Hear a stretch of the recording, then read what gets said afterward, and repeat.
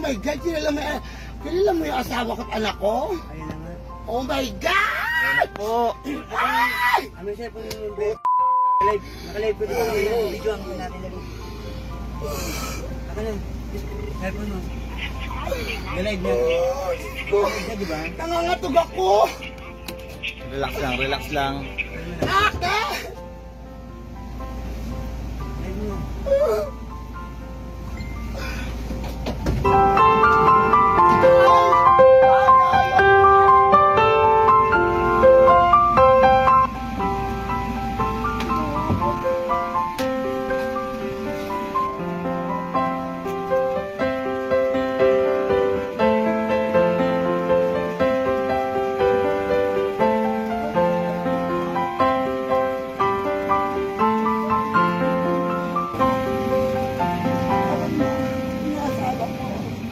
Hi po.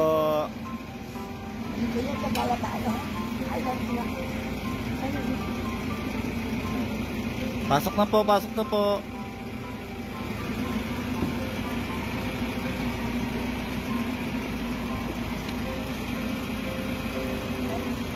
Ito na. Promise ba?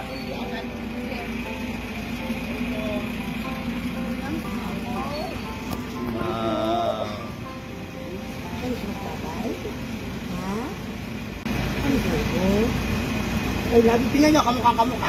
Patanggal ba? Wow! Ano? Ay, kasi Yoni, bunso ko. Ano na yan? Say hi. Sana. Ha? Eh, tinao. Si, anong tatay ng taon ka na? Oo. Kala yung cellphone mo. Maraming salamat po, Ate China Roses, sa lahat po ng mga nagsusuporta at nagtitiwala sa Mima ng Bayan. Ako po si Otlum. Nandito po ako ngayon sa aking bayang Sinilangan sa Bulacan. Ayun po, dadayo po muna ako sa isang kaibigan sa kainin bago kami bumalik po pa Maynila. Maraming salamat po. Yun, no? Alam sila ko ngayon. Ha? Diba? Tanggal yung At face ang pangalan ko. Alam mo yung anak ko ano? Face reveal. Yun, no? Hi, kuya. Muna sa kainin. Let's go. At tayo po ay mamasyal kung saan doon ako pinanganak. Okay, let's go. Sunet, di ba? Anong ibabayad ko sa wifi? Oh, pag wala akong cellphone, nagre-renta pa ako ng cellphone, makita nyo lang ako ng live. O ngayon, nag-iba yung cellphone ko, di ba nahigaan ko? Bahagi ng kanyang kinikita, ipinapadala niya sa kanyang 2 anak. Tama po ang narinig ninyo, si Otlum, isa na palang ama sa 2 niyang anak. Noon lang nakaraang Sabado, sinamahan namin si Otlum sa kanyang pag-uwi sa kanilang bahay sa Bulacan.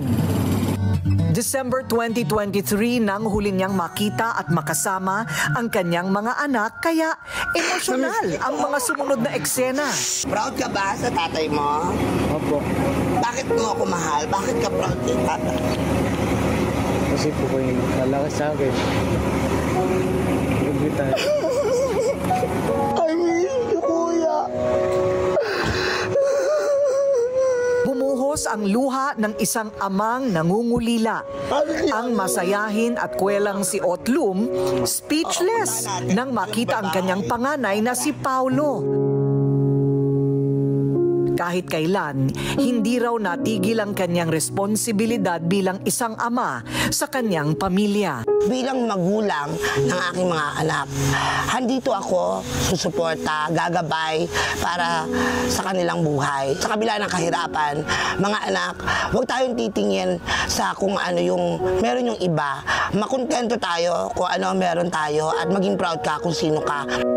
Pag-amin ni Otlum, matagal na silang naghiwalay ng nanay ng kanyang mga anak at hindi niya ito inilihim sa mga bata. Tanggap din daw nila ang pagkatao ng kanilang tatay. Alam nilang bakla ako. Pag tinanong mo si Paolo, Paolo, sino bakla? Si tatay. Pero proud siya sa akin. Kasi nakita niya kung gaano ako kumayod para ipakain ko sa aking pamilya at never ko silang tinuruan na gumawa ng masama. Okay lang po kahit po ano siya, ganun po. Tanggap po naman po siya kahit na bakla siya. Kasi po, siya rin po yung nagpalaki sa akin. Para kina Paulo at Ilioni. Madalas mang pagtawanan at i-bash ang kanilang tatay sa social media. Isang ulirang ama daw si Otlum. Ang pakiusap nila sa mga bashers, tigilan na ang pambabatiko sa kanilang ama. Kung ano man yung nakikita nila, dapat hindi nila makita kay tatay. Huwag na lang nila pansinin yun. Kasi hindi naman sila pinapakilamanan ng tao. Kasi hindi naman din sila yung nasasaktan eh. Yung tatay namin. At eto na ang big reveal. Hindi lang basta tatay si Otlum dahil malapit-lapit na rin siyang maging lolo. Kasalukuyan kasing nagdadalang tao ang kinakasama ng kanyang panganay na si Paulo. Sinabi sa akin ng kapitbahay pa may sabi, o hindi ba alam, magiging lolo ka na. Ganon ano ka talaga ang kulit. Ang apo ko at ang apo ko ay magiging close sa akin.